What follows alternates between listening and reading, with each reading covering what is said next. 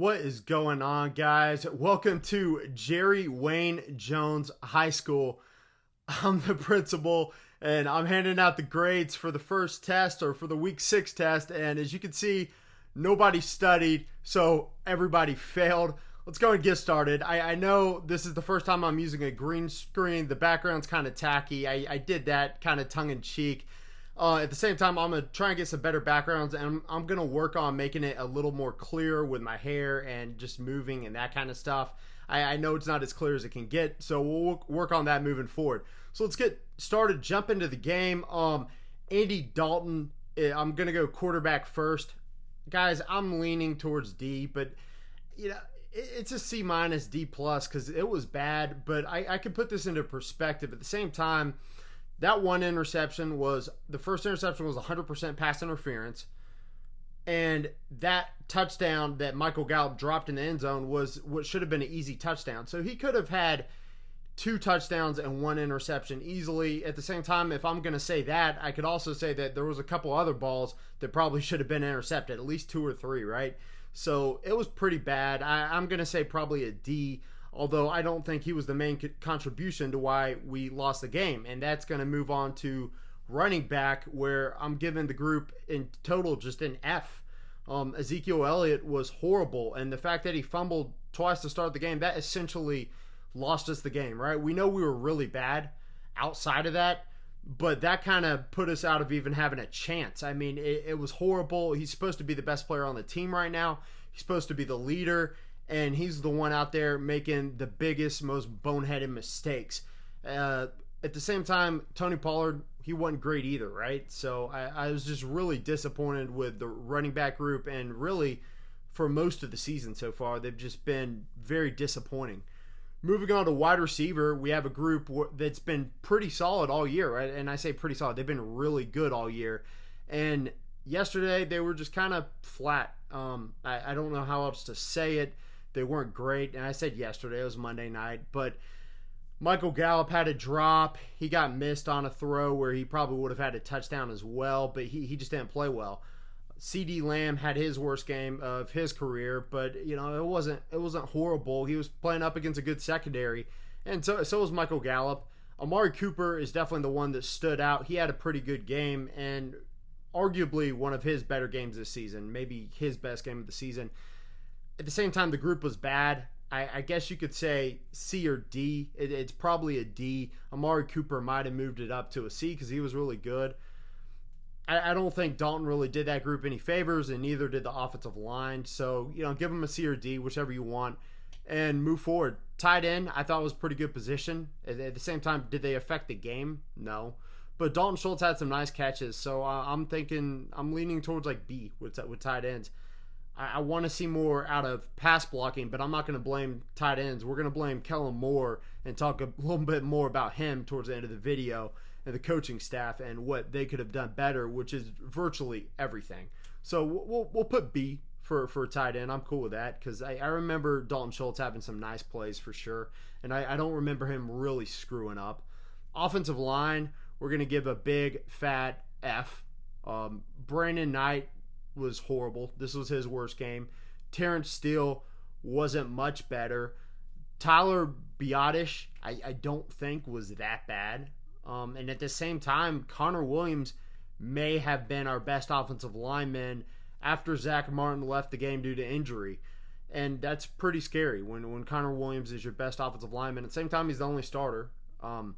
Don't remember seeing much out of Connor McGovern. I'm assuming he wasn't very good because the line in general wasn't very good. Again, I don't think the coaching staff helped them out.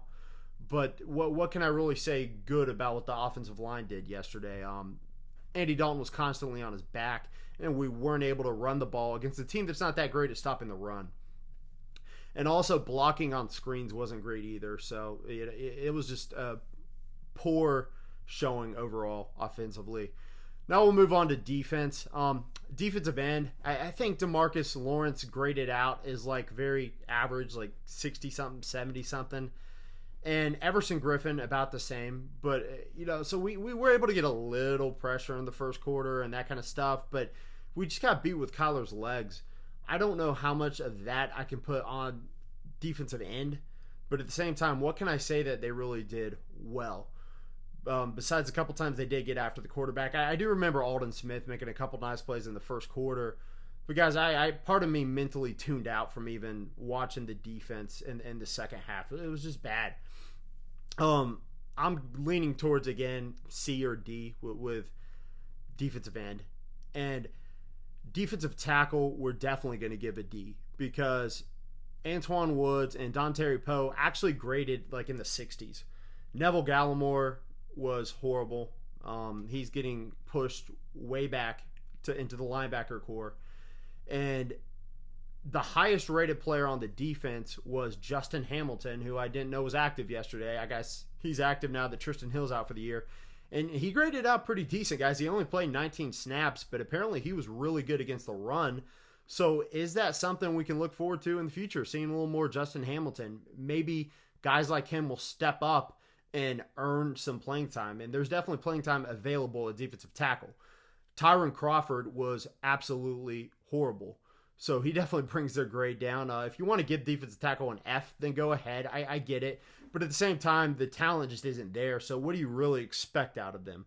And so I'm going to stick with a D for defensive tackle. Moving on to linebacker.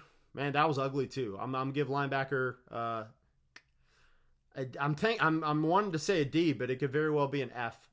They were just that bad. Leighton Vander Esch, I get that he's slowly brought back. I think he stayed healthy during the game, so that's a plus. But he wasn't good by any stretch of the imagination, and I don't remember him being very good towards the end of last year, or the last time he played last season, and the beginning of this year before he got hurt for the few snaps he did play either. So I'm a little concerned about Vander Esch. Hopefully, as he get some of that rust off moving forward, gets a little healthier, then he'll be better because he wasn't good, and neither was Jalen Smith. And that's why they probably deserve an F. At the same time, Jalen Smith was just getting beat to the sideline. Kyler Murray was just too fast, too athletic, and Jalen Smith was just too stiff. So, are you going to blame him or just blame the scheme? I don't know. It was pretty bad, though. I could tell you that. Jalen Smith had his one good game of the season, I guess, against the New York Giants, and then back to your same old Jalen Smith. The secondary, I'm just going to group together defensive back and safety because they were all bad. Kyler was kind of missing throws in the first half, but again, we got burned by Christian Kirk. The talent just isn't there in the secondary, and it's more on the management for letting Byron Jones walk and paying the wrong guys than it is for guys like Darian Thompson to try to show up and overperform his skill level, right? So I don't know how you want to rate them, but I mean they definitely probably deserve an F. Man, I saw Dale Worley just get burned by Christian Kirk. It was horrible. So it was really bad, and I don't want to spend too much time on this video because the whole team performance, I mean, like I said, they all failed. They all deserve an F. But let's get to coaching because this is where it gets really ugly. We'll talk about John Bones Fassel first and special teams and Greg the Leg Zuerlein. Well, we lost the special teams game for sure. So let's go and give an F. Missed field goal. And I'm blaming Fassel for that one as much as I'm blaming Zuerlein because I never understood how Kai Forbath was brought in last year, didn't miss a single kick for us, and didn't even get a chance this season to earn a job. So that was a little concerning that Zuerlein was just handed the job because he's, buddies with the old coach from the Rams. As far as field position goes, I mean, that arguably was another big reason why we lost this game. We just completely lost the field position battles. It seems like it happens more often than not. So I can't give special teams any kind of credit. So they're getting an F. Kellen Moore, he's getting an F. Because we keep drawing up these screens, and they just don't work. We're horrible at running screens. We look like a D2 team trying to move the ball against Alabama when we're doing these running back screens, these little wide receiver screens. I don't know what it is with them, but we just can't execute them at all.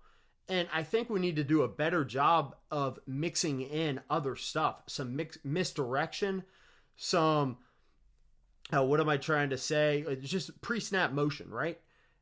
And just keep the defense on their toes, especially when they're sending the blitz like that. Little trick plays, stuff that we did against New York that we just decided to stop doing for whatever reason, stuff that worked.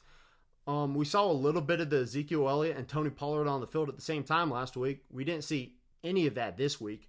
And by the way, our best running back was Rico Dowdle and is like, 1 or 2 carries. So I expect to see some of him moving forward. If Zeke isn't going to perform, how about we start holding guys accountable and bench the guy until he starts playing better? I don't know what else to say. I don't care how much he's getting paid. $90 million, that's great. If he's not going to earn that paycheck, then start giving other guys a chance to earn their paycheck.